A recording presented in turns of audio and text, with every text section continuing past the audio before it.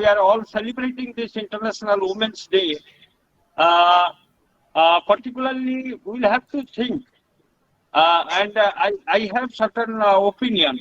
When we all are imagining a world where a gender equal world, it should be a gender equal world and a world free of bias, stereotypes, and discrimination. That should be our motto when we are celebrating this International Women's Day. A world that diverse, equitable, and inclusive. A world where differences of valued and celebrated. Together, we can forge women's equality also. And collectively, we can all break this bias and celebrate women's achievement, raise awareness against bias, and we all should be mentally ready to take action for free and equality.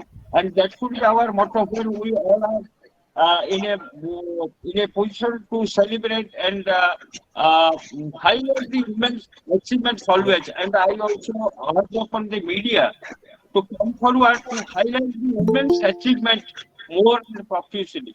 And it will help to our members to follow it.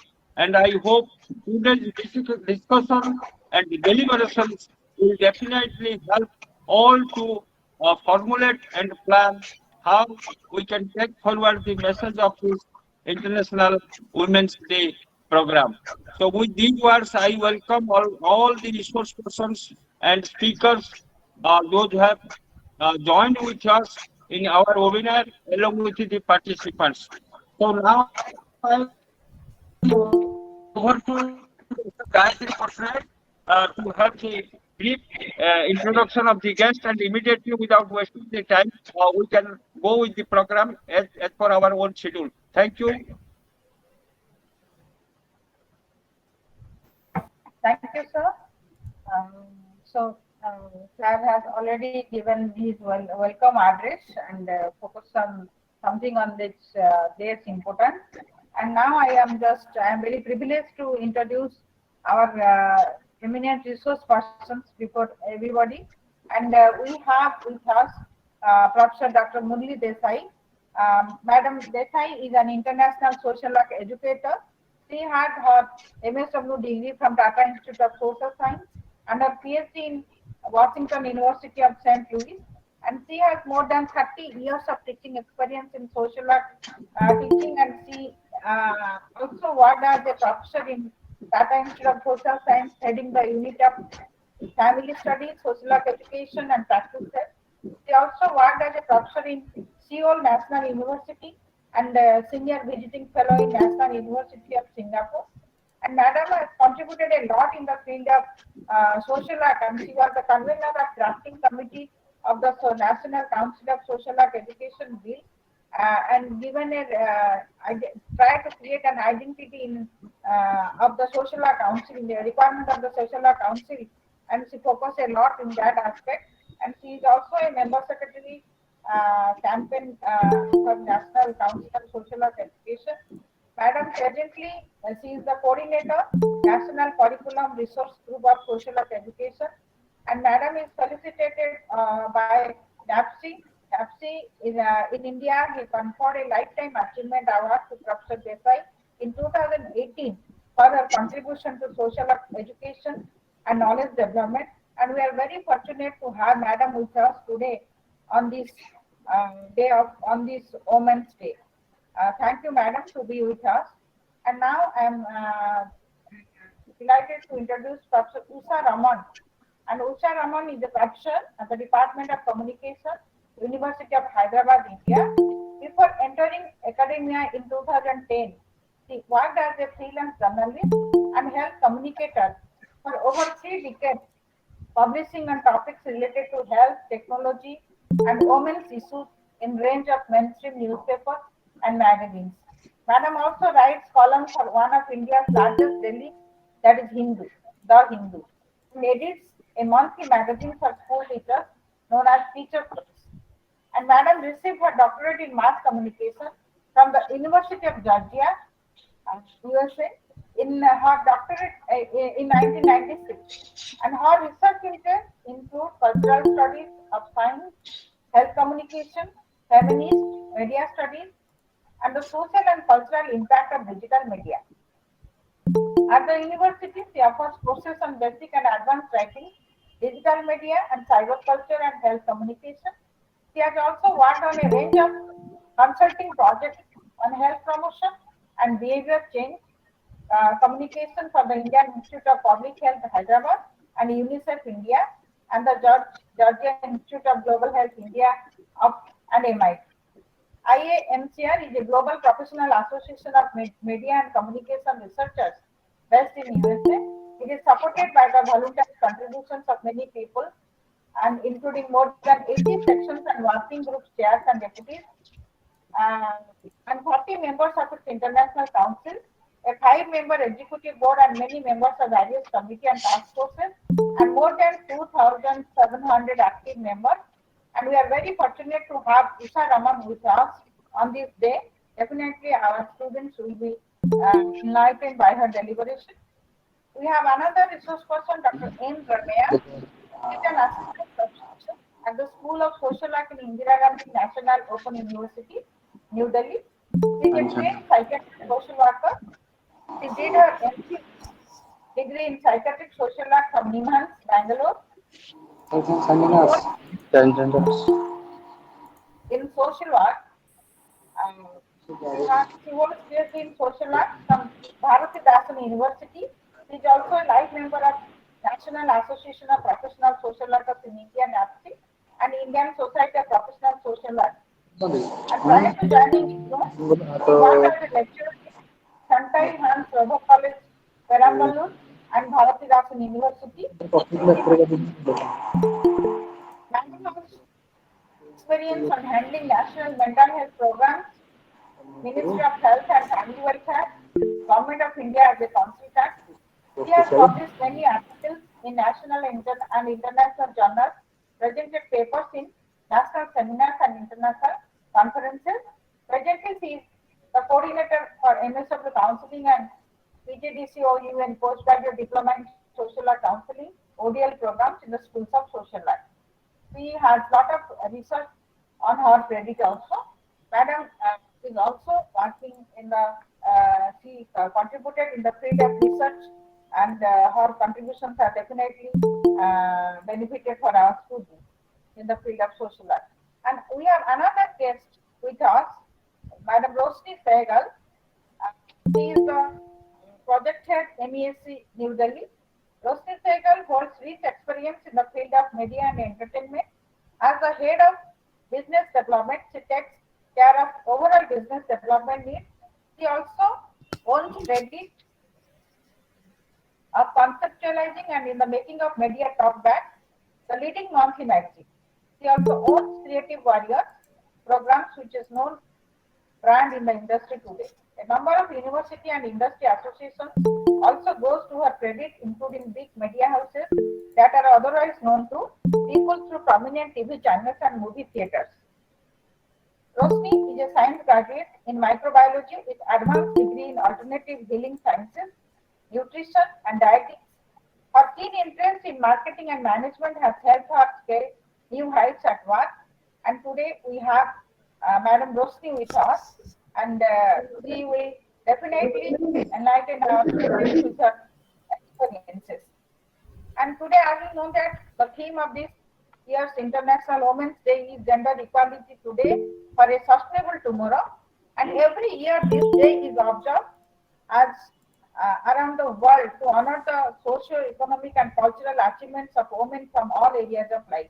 And the purpose of the day, as already explained by our director, to honor the women's accomplishment and also raising awareness about the bias, the discrimination they are facing, and how to break it.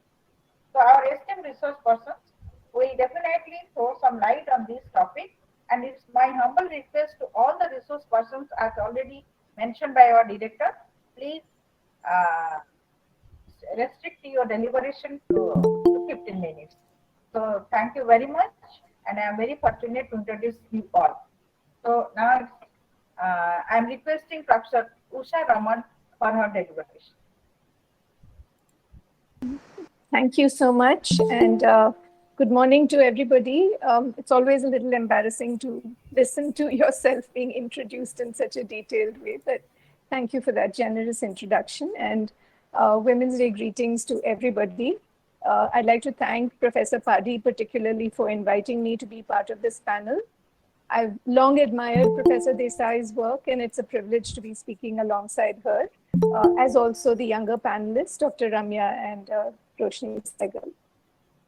So I'm not quite sure where I position myself in the spectrum of women of today, yesterday, today, and tomorrow, because no matter what one's age, one is always a person, right? Woman, man, or otherwise, of today. And of course, we may carry the weight or perhaps the burden of the past, and we may also carry the hope and anxiety for the future.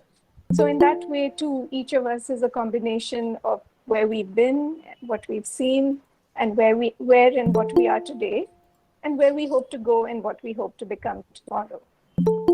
I myself live in a multi-generational household, like many of us Indians, with a generation above me and one below. And I often feel like the full range of life is visible to me, the promise of youth of my children, and the resignation of the advanced years of my mother and my mother-in-law. And I'm hanging somewhere in between. I don't feel very much older than when I was 35, yet when I look at my daughters, I see how different their youth is from my own, and the many more choices they have in life, and the significantly fewer biases and restrictions they have to face. So what does this day mean to me? While I'm personally not one for special days, they can often become tokenistic and hollow. I also recognize that there is value to having a day when the world's attention is focused on a specific issue or a constituency that has been historically marginalized. However, I can't help wonder what it says about humanity that after thousands of years of civilization, we still have to remind ourselves that women are part of the human equation and deserve equal status. Today, we extend that call for inclusion to all other marginalized constituencies, non-binary identities, religious and ethnic minorities, and people with disabilities. And yes, there have been gains in the women's movement, but as anyone working in the broad areas of women's rights and gender-based inclusion will tell you, much more needs to be done and many more battles still need to be won.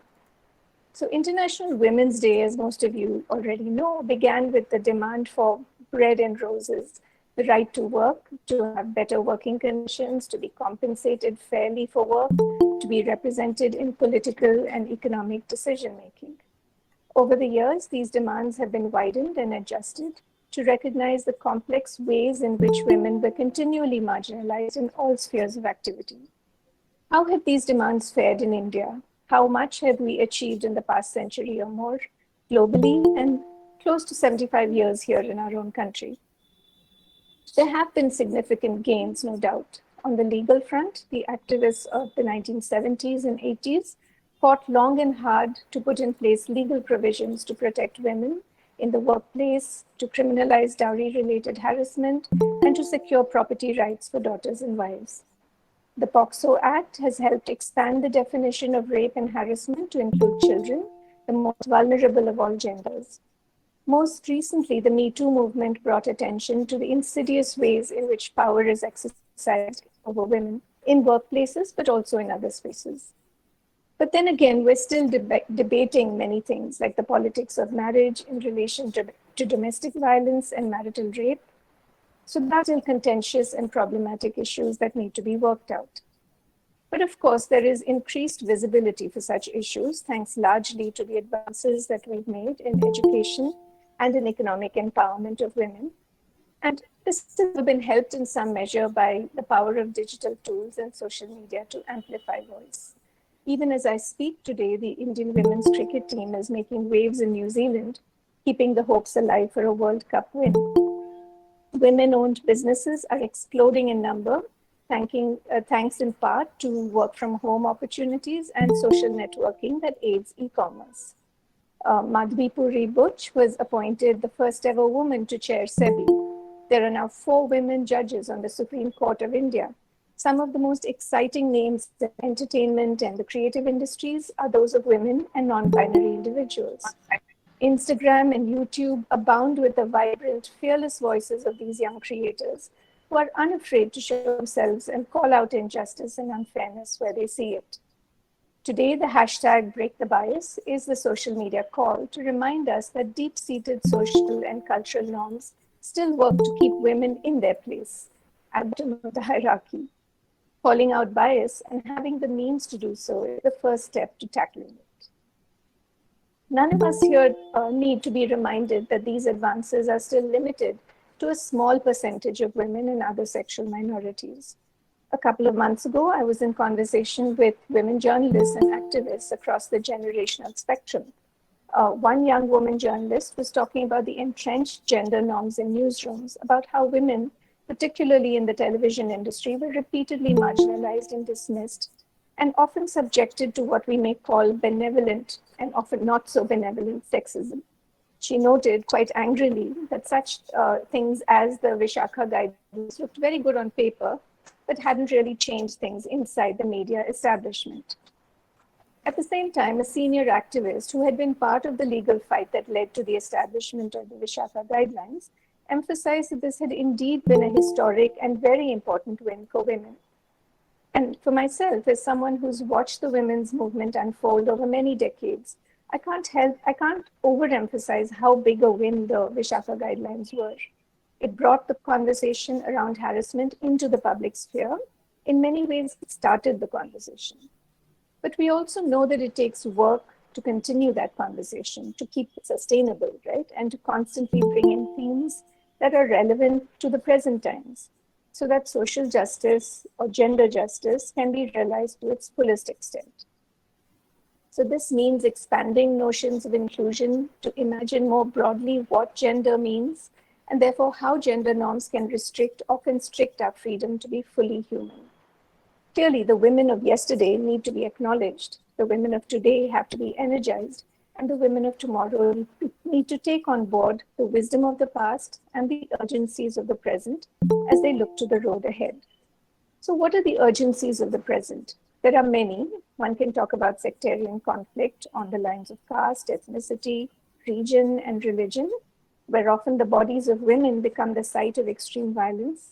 There are livelihoods and economic precarity, and that one big bogey that none of us can dismiss, climate change. The IPCC report, which was released just 10 days ago, emphasizes that climate change will affect women disproportionately, and sustainable development depends on gender equity. UN Women has, on this Women's Day, called for greater participation of women in climate action and a greater focus on how women are at the heart of sustainable development efforts. In a recent cartoon strip, the environmentalist and artist Rohan Chakravarti brought attention to how women in the most economically vulnerable regions of the world are driven into the sex trade at outcome of climate crisis. This reminds us that there is still much to be done if 50% of the women's population, of the world's population, is to bear the major brunt of catastrophe: environmental, social, political, and cultural. Our attention now needs to turn to the policies and programs that accommodate this new reality. What do we need to do in relation to livelihood opportunities in an environmentally threatened world? What supports need to be put in place so that women can become more resilient and in turn achieve resilience for their communities and their families in these times? Programs for sustainable development must take into account the intersectional nature of women's vulnerabilities, their lived realities, and their everyday struggles, the challenges of care work, resource management, including water and food, or health inequities, among many others. But of course, there's always hope. And on this Women's Day, I don't want to be entirely cynical. The Greta Thunbergs and Malala Yousafzais of the world, and many others in our own country, remind us that there's much to take heart from. The youthful energy of today's activists in the areas of human rights, environmental justice, and gender inclusivity will become definitely the wisdom of tomorrow. Thank you so much.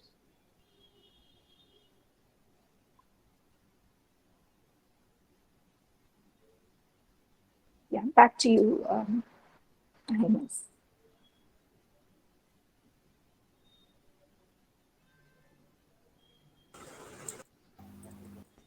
Thank you, madam.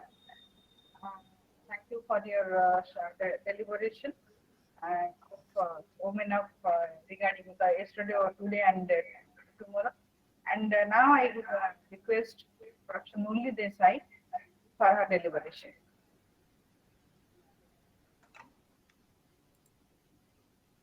A very good morning to everyone. Good morning, ma'am. A very big thank you to Professor Padi and Gayatri for inviting me to this session. I really enjoyed Dr. Usha Raman's presentation. Okay, what do I want to say on this Women's Day? I'm going to first look at the title, the theme of the program. Women yesterday, today, and tomorrow. Is there a difference? Okay. Let us look at women of yesterday, meaning not just yesterday, but say before modernization. Okay. Men and women in the agricultural world work together. Women, can the organizers mute everyone except the speaker? Thank you. All are requested to mute yourself when there is a questionnaire session. By that time, you may be unmute yourself. So kindly mute yourself during the deliberation of our resource person. Thank you. Thank you. Continue, madam. Yes, so in the agricultural world, women played an equal role with men in farming. Okay, so obviously women were not weak and women were as strong. They were different, but they were as strong and played an equal role in the production systems in the society. It's the modernization, industrialization that separated home from workplace. Okay, and then somebody was needed at home, because in the agricultural field, children were taken care of because, you know, there were home industries, there was farming, there were flexible timings, and all the family members were taken care of. With workplace being separated from home, then the need arose of housewives who will look after the children and the disabled and those who are ill, elderly, and so on. So what took place was housewifeization of women. Okay, men were supposed to then go to work, and women were supposed to stay at home and do the more household-related activities. So one can say that yes, women were not weak to start with, and it's the socioeconomic systems based on the production mode that have changed women's status. We would say that women were more empowered by industrialization because then they started going for education, schools were started. But that is not really true. Women have always worked. It is the industrialization that reduced the number of women who work, because the definition of work became those who work outside the home and those who bring a salary. Okay, so the socioeconomic systems have actually brought about the gender inequality. And the word gender itself shows that it is socially constructed inequality. Men and women are not unequal. If you go biologically, if you look at the sexual differences, yes, there are differences in the reproductive and the sexual organs, but whether it's the intellectual systems, the capacities, these are the differences in these areas are socially created depending on the need. So if there was a need for housewives, then women were considered softer, more caring, men as stronger, who can work outside. So these are all socially created characteristics. Even today in poverty groups, you will see there are no housewives. Men and women both work. Both carry those heavy stuff on construction sites on their head. We see that there's no weak sex in the poverty groups. It's more in the middle class, upper middle class, that we consider women as weaker, so they should not go out, not work, and so on. So these changes, or rather the gender inequality, has been socially constructed. And today we realize that, yes, since the women's movement in the 1970s, a lot of awareness has come, a lot of legal reforms have taken place, as Dr. Raman mentioned. However, the social bias continues. The jokes against women, the jokes about marriage and how women harass men, and so many other media portrayal, everywhere you see around you, still see gender inequality. How do we break this bias? I'll come to that shortly at the personal level.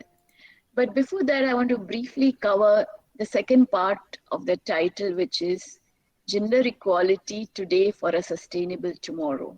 What do we mean by that? Are we talking about sustainable environment, sustainable society, sustainable what? I guess all of them, right? Again, if you look at sustainable environment, as long as women were part of farming, the activities were more environmental friendly. Whereas when modernization pushed women back, when control of, I think I keep getting disturbed by certain chats because they pop up.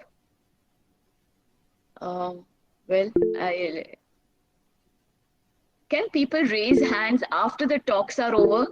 The pop-ups are coming about raising hands. Mr. Srikanth, Ms. Ruby, can you please raise your hands after the talk is over? Thank you. Okay, so sustainable environment requires women's empowerment. When women were playing a major role, they were more environmental friendly. So sustainable environment definitely depends on gender equality. Sustainable society. Well, our societies are sustained for centuries with inequality. But do we still need gender equality for a sustainable society? So think of it, women are more or less 50% of our population in any country, more or less. And we are underutilizing this huge resource for our society, for our economic development, and so on. Why don't we want to make maximum use of all our resources for our society, whether it's economic or social development? So yes, gender equality is absolutely essential for a sustainable environment, sustainable society. And we need to break the bias, which is the hashtag that has been reminded to us. Now, how do we do it? Yes, legislation, policies, programs are all in place. We need to start with ourselves individually and find strengths around us. What I suggest we do, I found very useful for myself, is observe your grandmothers. How have they survived patriarchy in those days? What sparks do you find that were empowering for them? Like I found my grandmother very empowering for me more than my mother. She was more forward looking. She was more accepting of my desire for higher education, so on, than my mother. If you look around, look at your own grandmothers. Yes, in many ways you may find that they are, in quotes, orthodox or conservative, but in many ways you'll find sparks of empowerment in your grandmothers. Look at your mothers.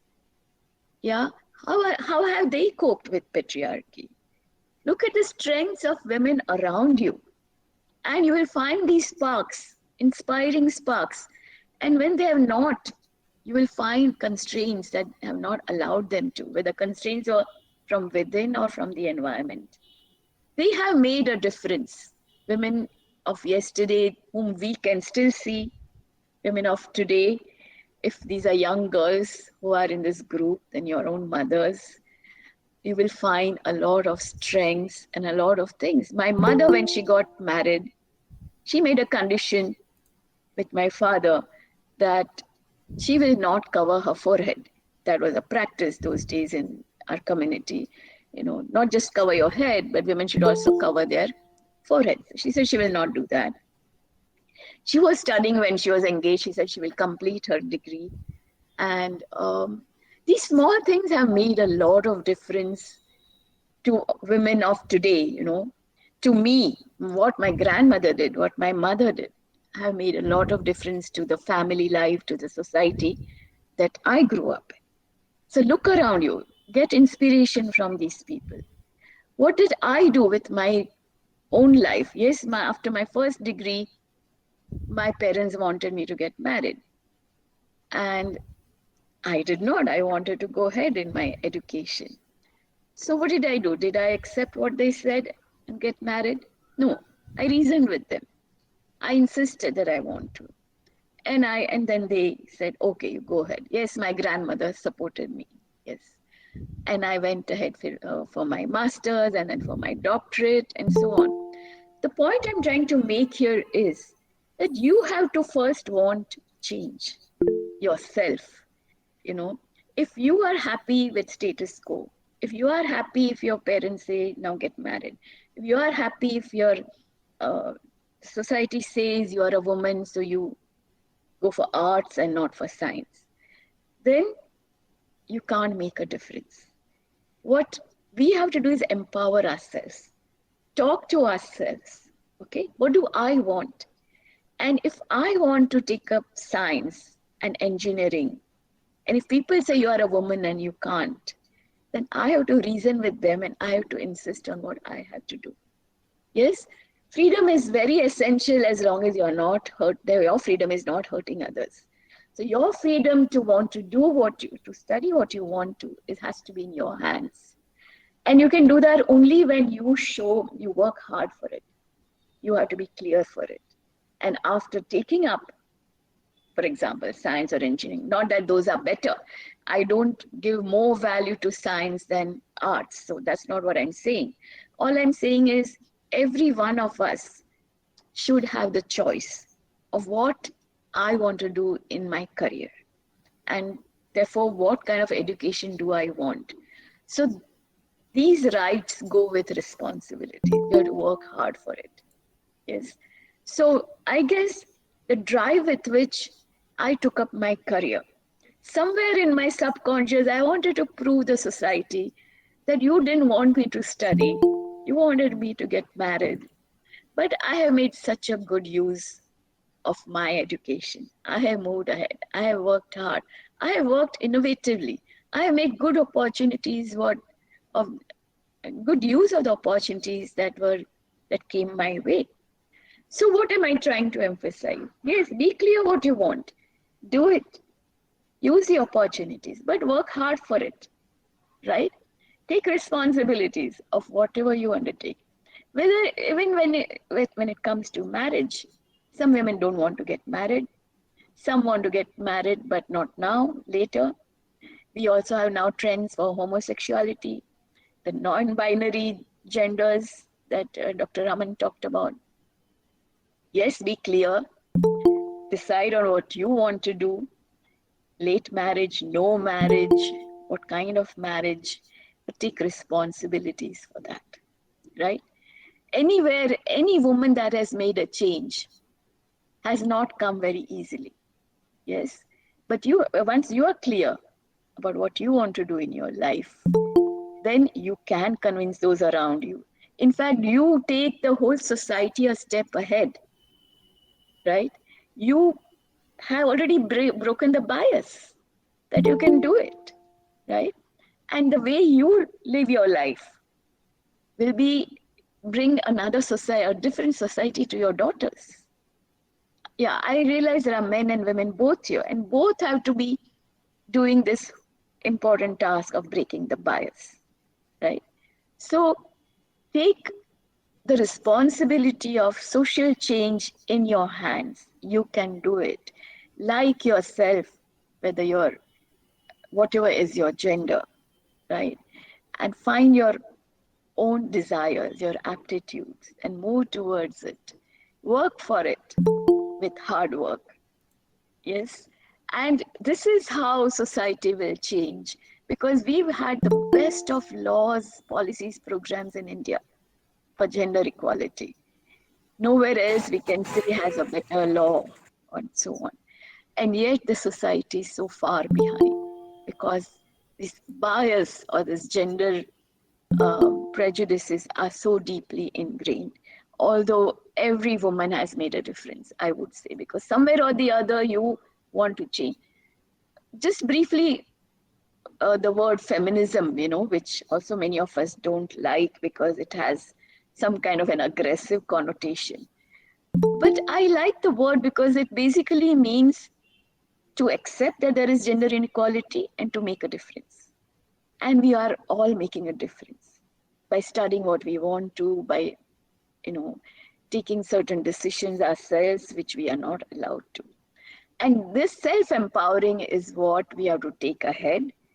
And the boys also have to work towards it to make sure that their sisters get same opportunities that they get in their lives, and later their wives get the same opportunities as they get in their lives. So take this responsibility of gender equality for a sustainable environment in our own hands, and wish you all the success for that. Thank you.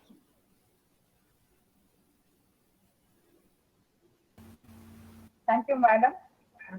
Madam has explained very well that our present or today is best, how it is based on the yesterday, and accordingly our tomorrow. So thank you, Madam. Thank you very much. Now I am inviting Dr. N. Ramaya, Assistant Professor, School of Social Work, IGNOU. Madam, please start your talk on the topic. Okay. Thank you, Dr. Gayatri. Good morning, everyone. Happy Women's Day to all. First of all, I would like to thank the organizers of the webinar, Dr. Upendra Padi and Mr. Raghunath Mondal.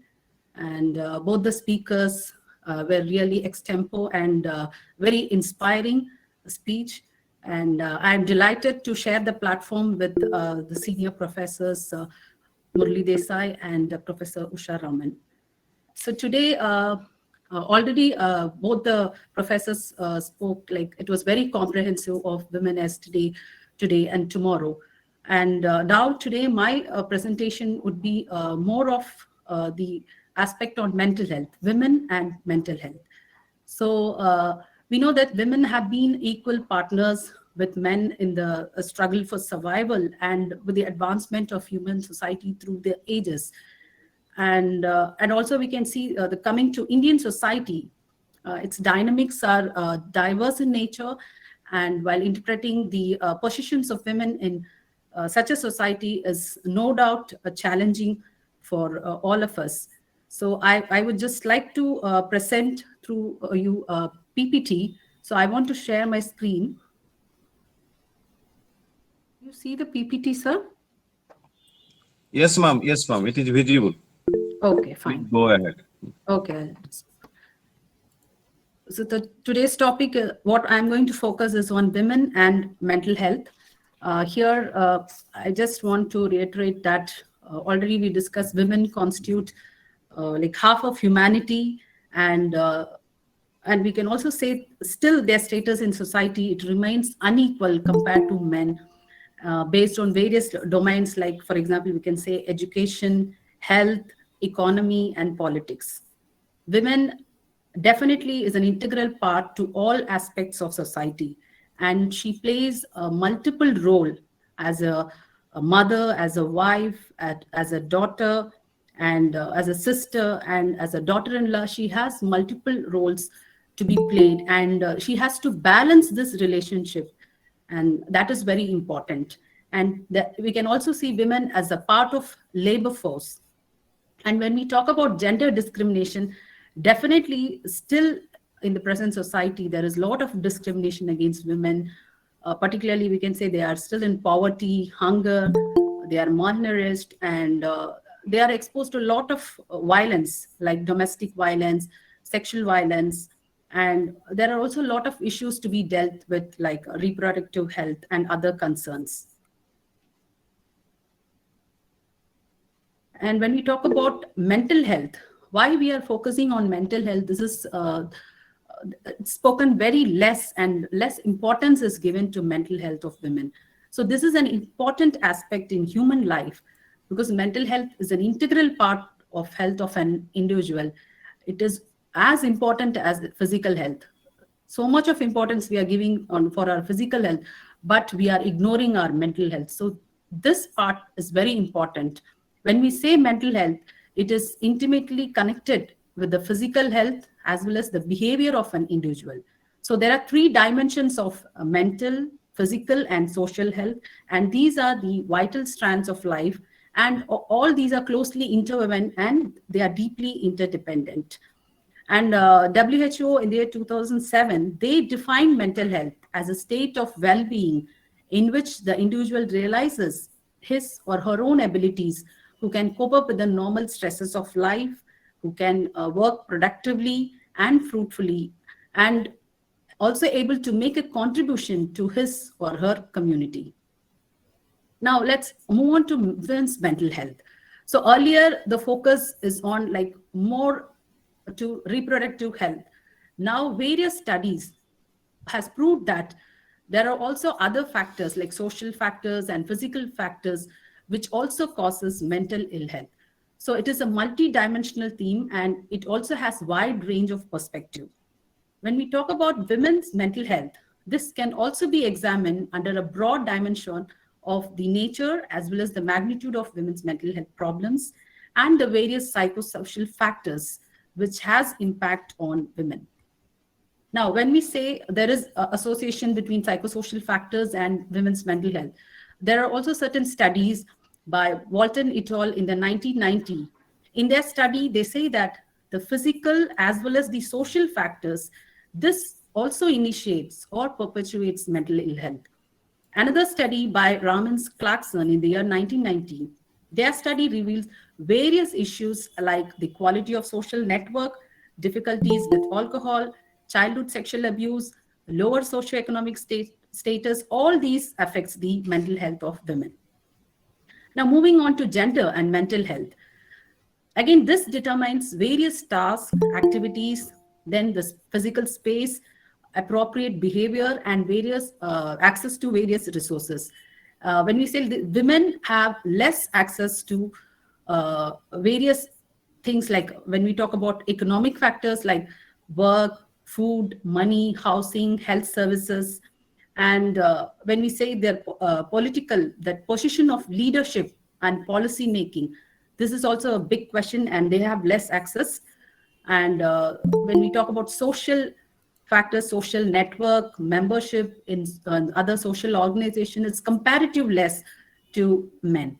Then the opportunity to exchange information. Again, there is scarcity of information among women comparatively. Then other resources like the internal resources, like building on the self-esteem, confidence, ability to express one's own interest. So all these plays a very important role in gender when you talk about women mental health. Then UNDP in the year 1995, in their report, they say that 70% of the world's poor are women. And UNDP in the year 1997, they say that no society treats its women as well as its men. And a few other studies like by Patel et al. 1999, the study conducted in Goa, Harare, and Santiago, they say that the findings say that there is a significant association between high rates of common mental disorders, female genders, low education, and poverty. Then moving on to the marital status and mental health. In West, there are some studies like Go in the year 1972 and in the year followed by 1973 by Go and Tudor. The report says that schizophrenia is higher in married women. And there was also a community survey done by them which shows women in all categories of marital status, they were symptomatic than men. And India, some studies by various authors like Sethi et al. In the year 1972, and Thakur et al. 1975. These studies show that being widowed, separated, or divorced, these are all linked with higher symptom rate. And few other authors like Chakraborty in the year 1996, they studied that there is a greater distress in married women over single women. And also there is a greater distress in married women over married women. And they also found that there is greater distress in single women over single men. So all these studies, they show that there is definitely the women undergoes distress and stress, whether they are single or married, so that doesn't matter. Then another study by Kodandaram in the year 1983, in their study, they found that 63% of completed suicides, they were housewives. Next, coming to widowhood. Here, widowhood, again, we all know this is a period of difficulty and deprivation.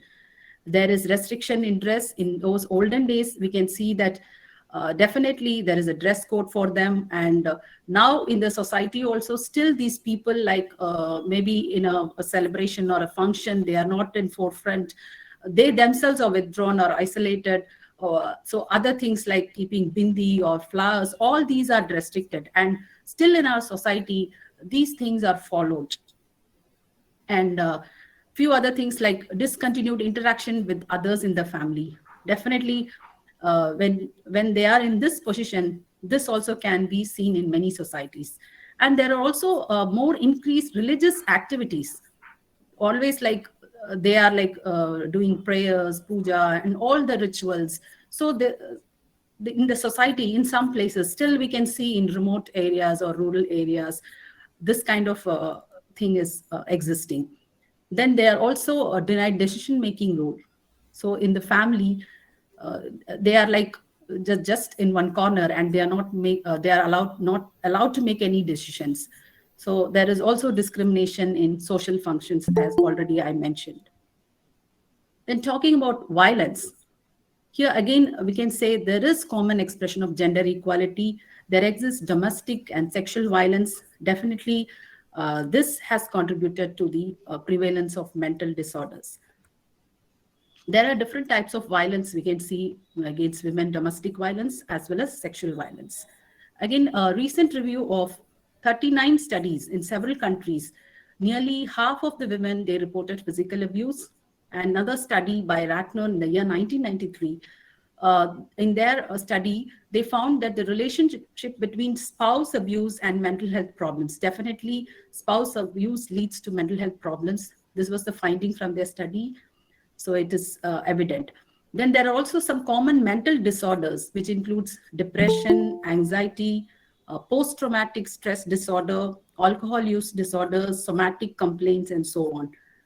And they are also undergoing various cognitive effects like shock, anxiety, fear, emotional numbness, confusion, disbelief, denial, sense of betrayal, guilt, and humiliation. So again, we can see because of domestic violence, definitely they are experiencing post-traumatic stress disorder. Now, moving on to sexual violence, there are various types like rape and forced prostitution. In the US, they estimated that between 1 in 5 and 1 in 7 victims of rape or attempted rape. In India, 68% of victims are of sexual molestation.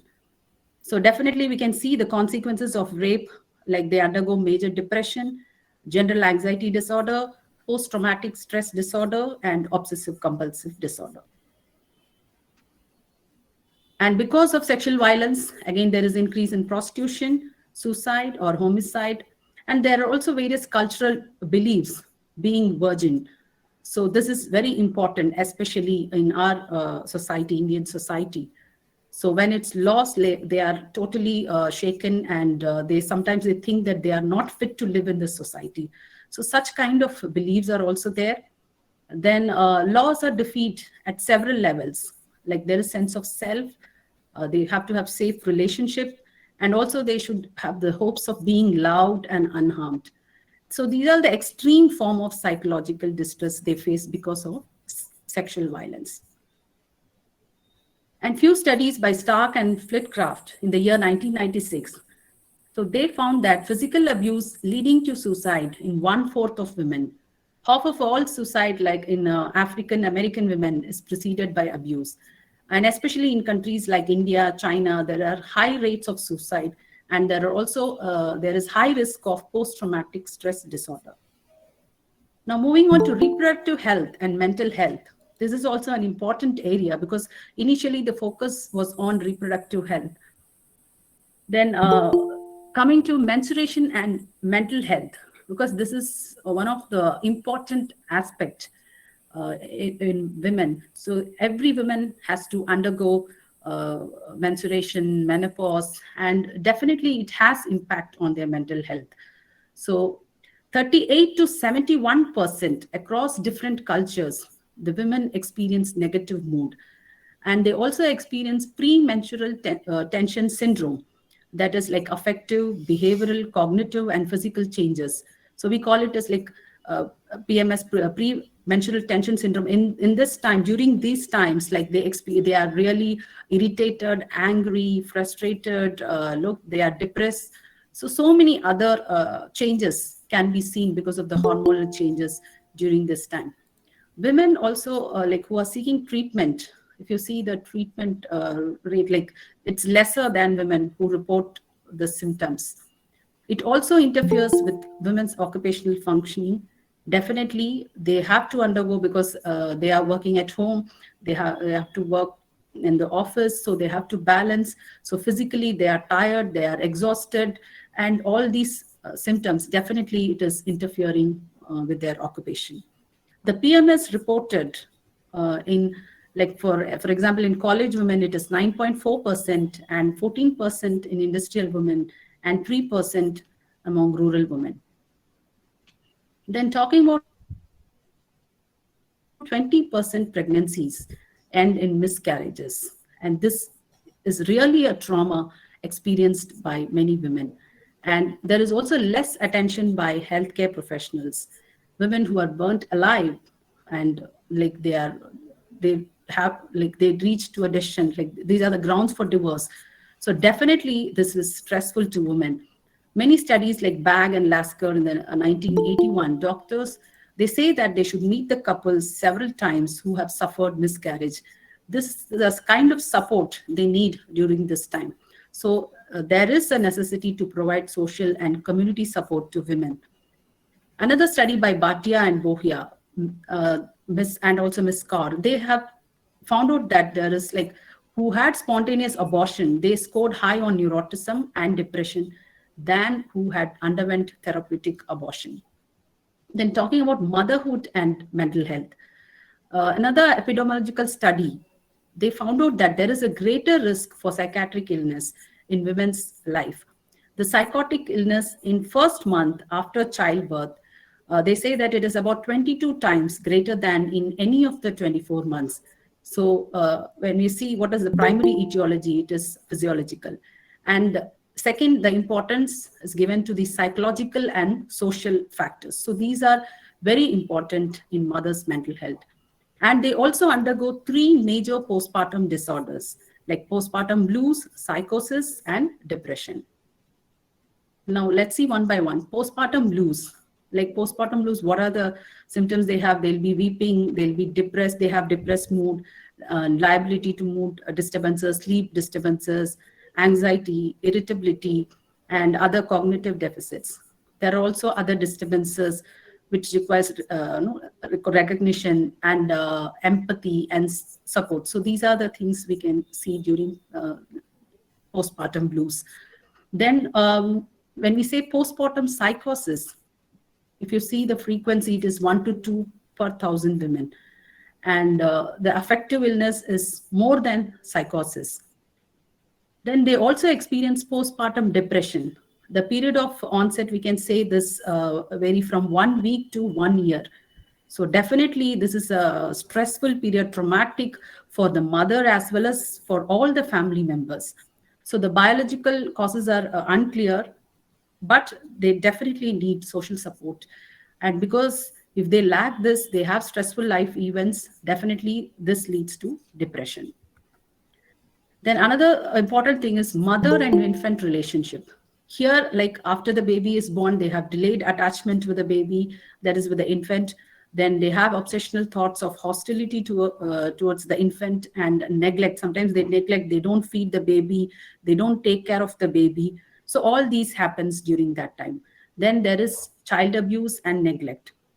Then there may also be, like we can see infanticide. So there was a study from NIMHANS on 60 women with postpartum psychosis and depression.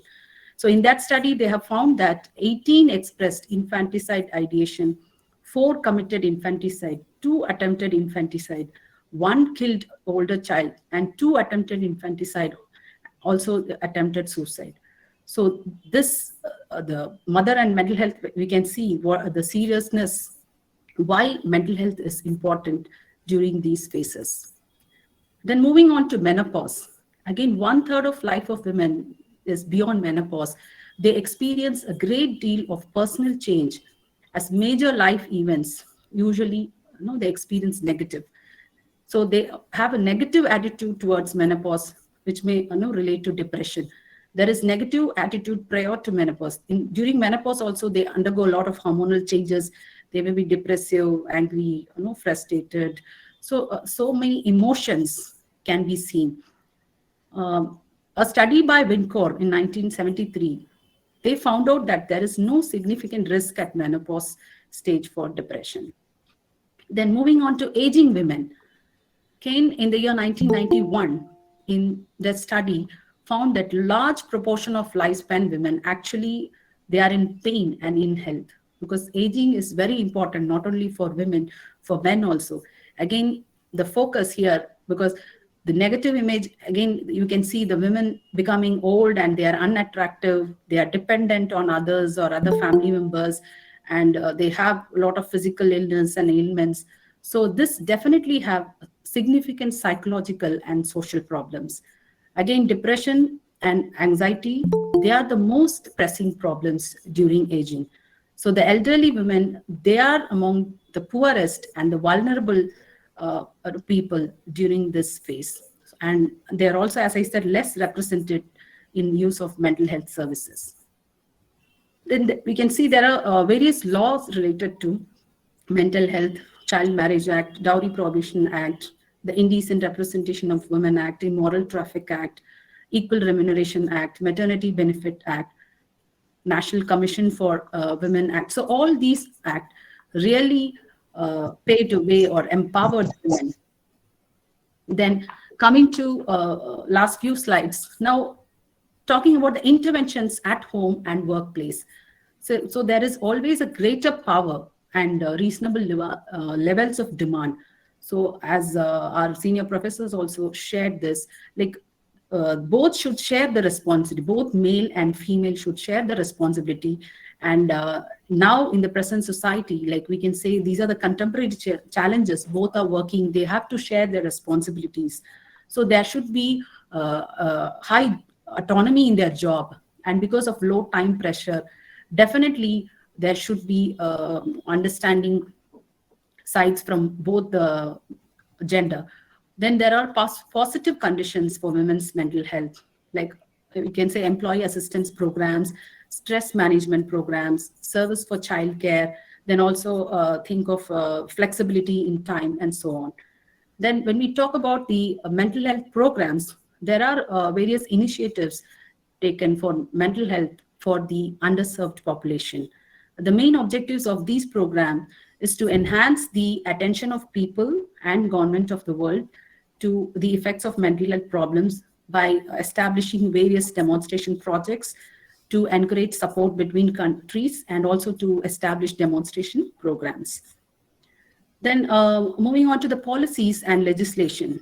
So definitely there should be reorientation to the government departments and the systems to make them more sensitive to women's mental health issue, to increase their awareness among the people in all government sectors. Then at workplace, they have to implement changes in the physical as well as in the social environment.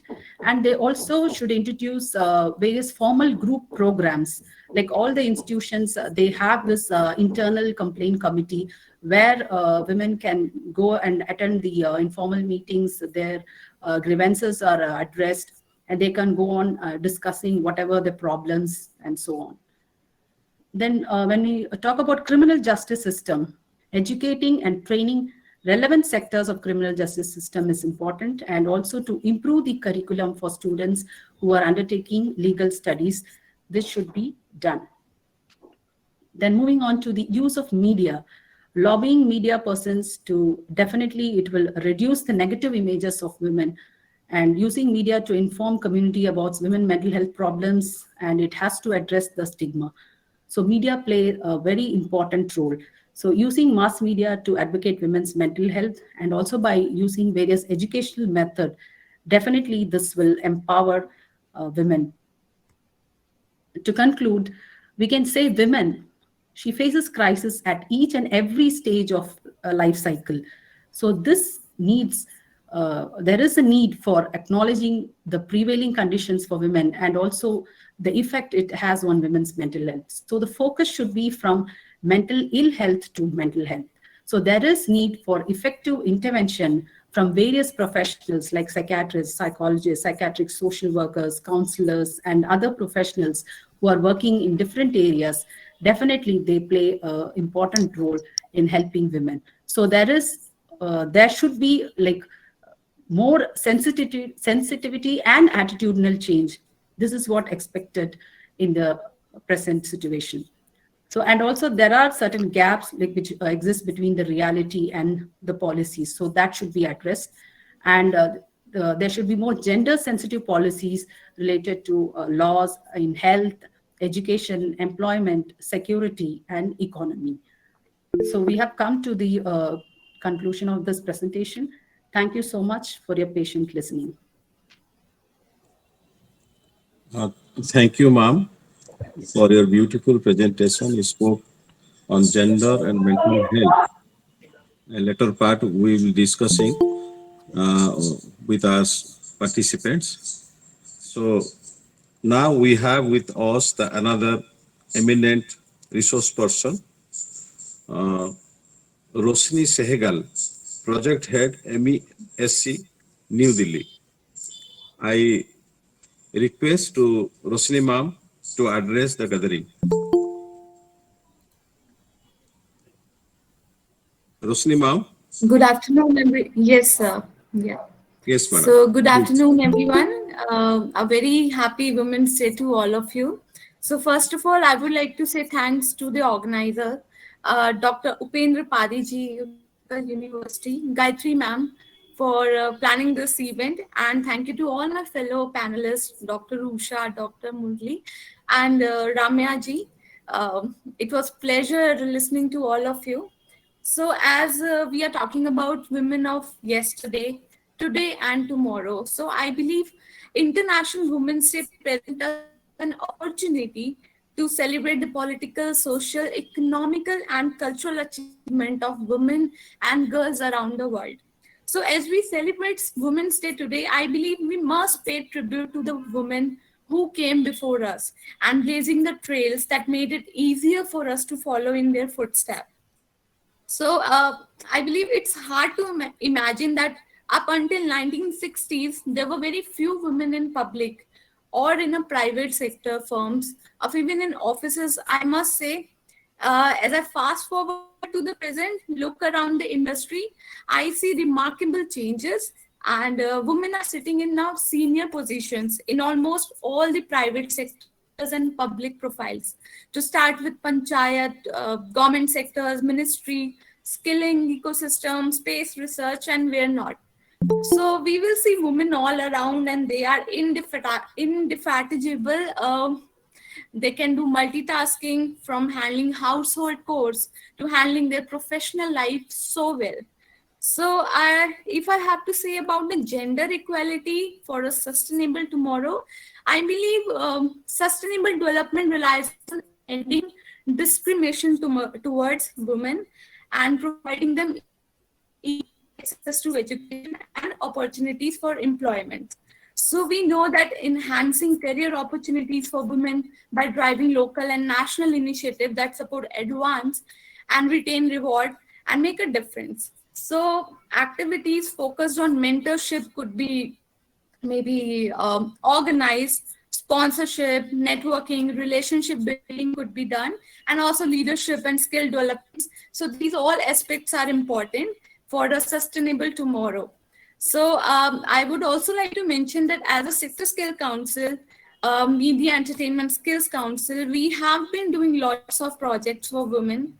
We have also done lots of training programs, skill development training programs in media and entertainment sector for marginalized categories, rural areas. Apart from this, under Pradhan Mantri Kaushal Vikas Yojana, I'm really glad to mention that out of, if I say 100 women, 60 women or trainees were females.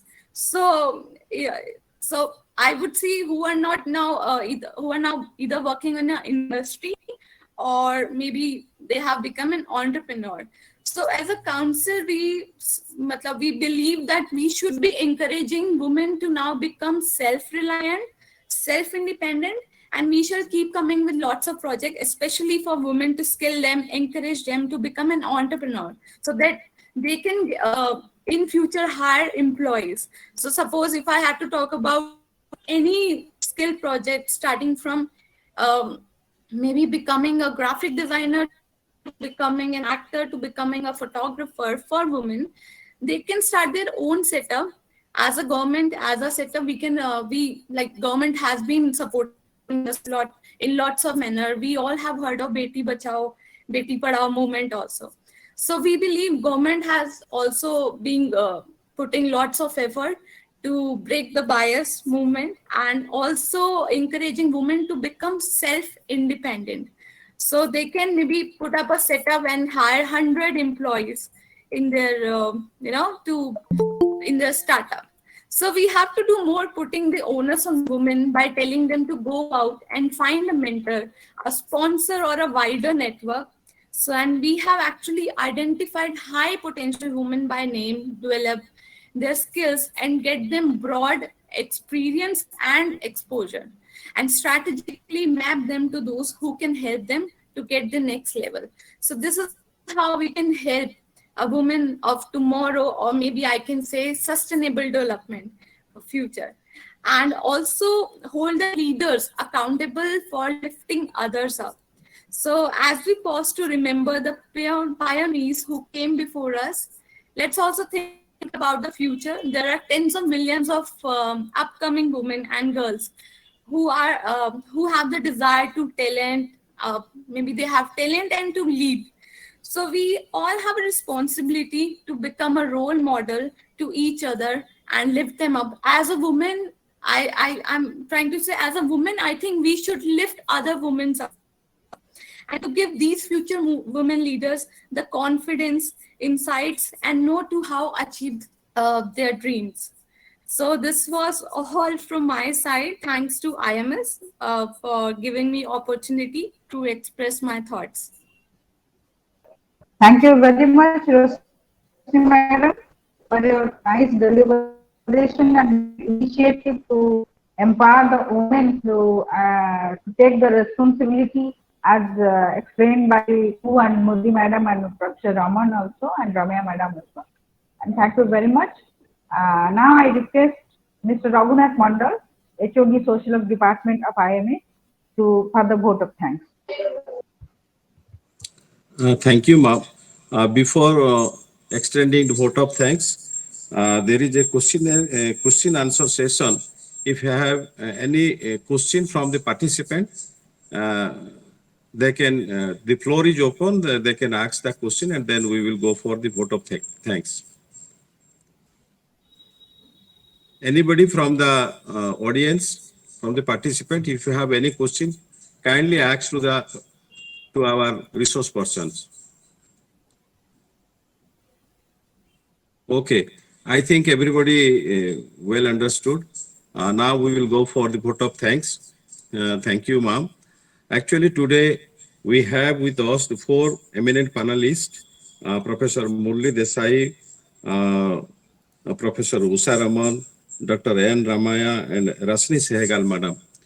So, women are really, they are marginalized in at present society also. because they are lacking behind in different kind of access which they're supposed to have. And today also it is required the equal status of women. And as the Professor Molari Desai, Madam, was speaking, there are so many socially created, so many biasness is still prevailing in our society. Those biologically we are different from male and female, but there is a biasness from male person and female person. Females are inferior than the males, and there is there must be a very important role should be played by the media and some civil society members so that the women can empower. So this is very, very important aspect. That is why Madam also highlighted that sustainable development can possible, or sustainable tomorrow of the women can possible through women's empowerment. So they need to change themselves, and they need to take the responsibility themselves. Then only these things can be happen. And also the mom, Dr. Ramaya, she also spoke very well regarding the women and mental health. That is, spoke the different aspect of the mental issues of the women, how they are subjugated by different things like violence, domestic violence, sexual violence, etc., which leads to mental depression and anxiety, etc. So there is a need of social and community support is required for the for solving all these problems. And we need to take some of the education like the stress management and enhance the positive attitude of the people through the government initiative as well as the private initiative. This is very much important. And as the madam also spoke, the Rashni Sehgal, that the women are still now they are lacking behind, but now they are improving in different aspects, and this is very, very important. Importantly, she also delivered her speech. So I must thank each one of the resource persons. Today's deliberation is definitely useful for all of us. At first, I would like to thank to Professor Murali Desai, the former professor, head of social work, education and practices, cell, TIS, Mumbai member secretary, campaign for National Council for Social Work Education. Madam, I must thank to you on behalf of Institute of Media Studies for your presence and for your vibrant deliberation. Definitely, it will be useful for us, and you have spoke related to the different aspect of the women, how the women can empower. And this will be very useful for us and our participants, those who have participated today. Thank you, ma'am, on behalf of our institute. I thank to Professor Usha Raman, Professor and Head, Department of Communication, University of Hyderabad. Madam, you are also spoke related to the women equation, equal status of women, how this the women can get the politically and politically how they can get the opportunities, and socially they can also get the opportunities to participate, to take the decision making process. Though there are a lot of the acts for the women like POCSO Act, Bisakha guidelines, everything is there, but still the women are lacking behind, and they are also vulnerable in our society. So the society also think very importantly to address all these issues. Madam, I must thank to you for your valuable presence and for your valuable talk on the topic that is women yesterday, today, and tomorrow. I must thank to Professor Usha Raman, Madam, once again. Again, our next resource person is Dr. N. Ramaya, Assistant Professor, School of Social Work from Indira Gandhi National Open University, from Delhi. I also thank you, ma'am, for your deliberation on women mental and health. You have rightly spoke that the social and community support is required. Unless the social and community support is not there, the women cannot go ahead. The women cannot able to march with the male counterpart. So you have exhaustively you have explained the different aspect of the mental health issues of women. At last but not the least, our last panelist, our last speaker, Madam Roshni Sehgal, the project head, MESC, New Delhi, Women, uh, New Delhi. She also spoke very well that women are now, they are in status, they are developing day by day, and society also accepting, but still there is a discrimination. So this needs to be addressed. This needs to be addressed by the government as well as the non-government side. So thank you, ma'am, on behalf of our institute. I once again I thank to you.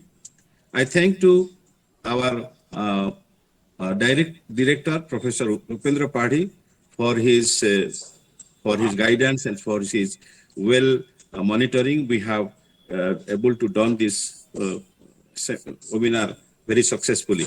I also thank to Dr. Gayatri Patnaik, the academic coordinator of Institute of Media Studies, for moderating this session. And I also thank to all the participants, those who have participated today from different corner of Odisha and from outside of Odisha also, for being with us to make this webinar a successful one. I hope this session must have you must have enjoyed this informative session. And once again, I thank to each one of you for being with us and listening patiently for up to end of this session. Thank you once again. Stay blessed, and if there is a possible, then again we may be meeting very soon. Thank you all. I'm very thankful to Manoranjan Panda, HOD Journalism Department, the Mass Communication and Journalism, and he had explained all sort of technical support to us for which that virtual webinar is possible. Thanks Manoranjan and all the technical teams of IMS. Thank you very much. Thank you Raghunath sir for your very nice detailed vote of thanks. Thank you all. Thank you all our resource persons. Namaskar.